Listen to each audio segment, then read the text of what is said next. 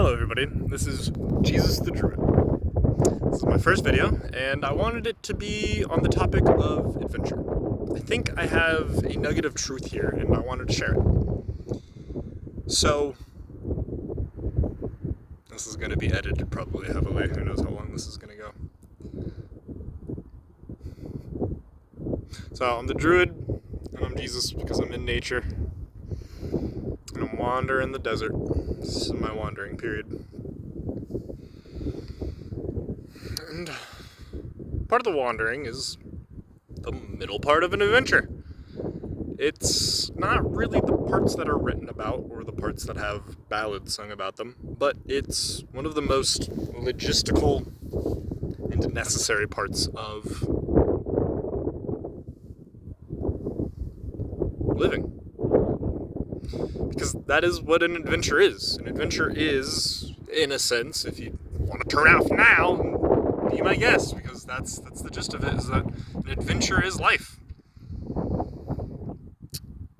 It's cliche, but you only get one of them. And I know that sounds ingratiating, but it's true. And right now, my life somewhat is devoted to getting picked on by fire ants, but we'll make do. So, in an adventure, typically you have the ingredients. If an adventure is a soup, if you need to make the soup of adventure, you have a setting. Sometimes that setting can change, sometimes that setting can be more or less static. But pick a setting, pick a time, you can have an adventure whenever, however, whoever, any other ever. So what are the main ingredients of an adventure? That would be protagonist, antagonist, the setting, and there is a lot to the setting, which is why I bring it up, but we can save that for now, as the antagonist and the protagonist are usually the two, Batman and the Joker, or Superman and Lex Luthor.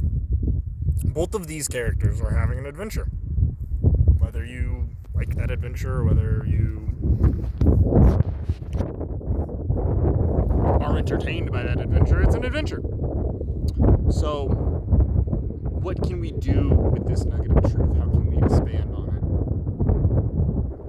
it? We can see protagonist and antagonist, and we can see that also from an antagonist's point of view. Anakin did nothing wrong. From his point of view, he did nothing wrong. But we see what he does during Order 66. We know that there are some things that draw the line at atrocities, at not mere just an accident of faith, but a willful drive towards a worse world. A willful drive that is hidden by naivety, by ignorance, by willful blindness. And that's not to say that we should fight with the anti-hero and love the anti-hero, and we should be champions of atrocities. What it means is that there is a line, and what it means is that we can have more understanding of those people who are going to commit atrocities. Because an atrocity is, unfortunately, an adventure. And although the Greeks are going to have more information on this and better explanations, the Greeks did very much sum up many adventures, one of them being a tragedy. There's no real great segue, but if we can conjure up what the greatest tragedy would be, it's not the end of the human race. That's fated to all as the same fate as other, it's the same destiny as all other species.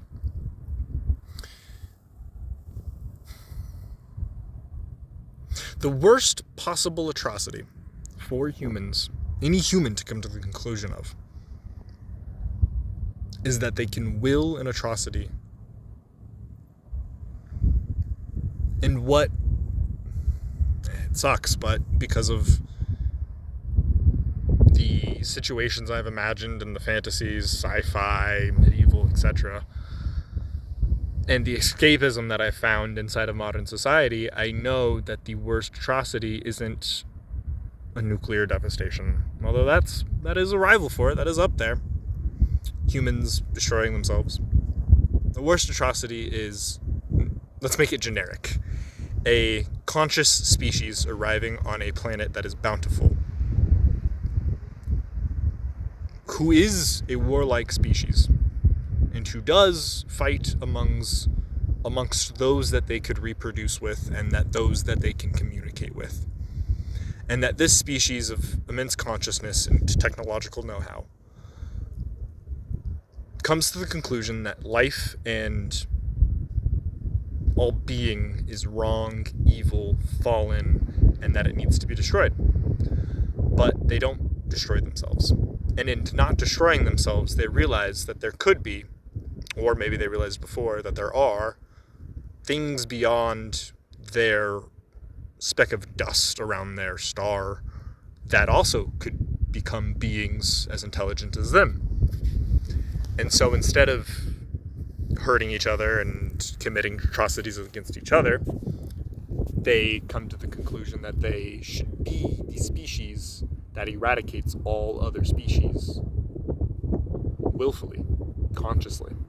Not like some bugs that have managed to launch themselves off of space and colonize other things, that have a hive mind like these ants that are attacking me. No, a willful, conscious being who sets out because they realize that all other beings that are made out of material like them need to be destroyed. And that's horrible. That is the worst thing that a human can come up with. Is that not only should the human race be consigned to oblivion, but that the human race should seek out every other race in the known and unknown, visible and invisible universe.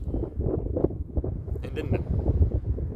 That's a humanity that takes on not just itself, not just fighting demons by wandering the desert, and not just rebelling against angels like the angels themselves have done, but it would be the testament to fighting against God. And we don't fight God, we struggle with God. We wrestle with him. It's a mammalian instinct, a call to play. And that's what we're doing with God. We're in constant play, whether that play be a tragedy, a comedy, a formal speech, or a research paper.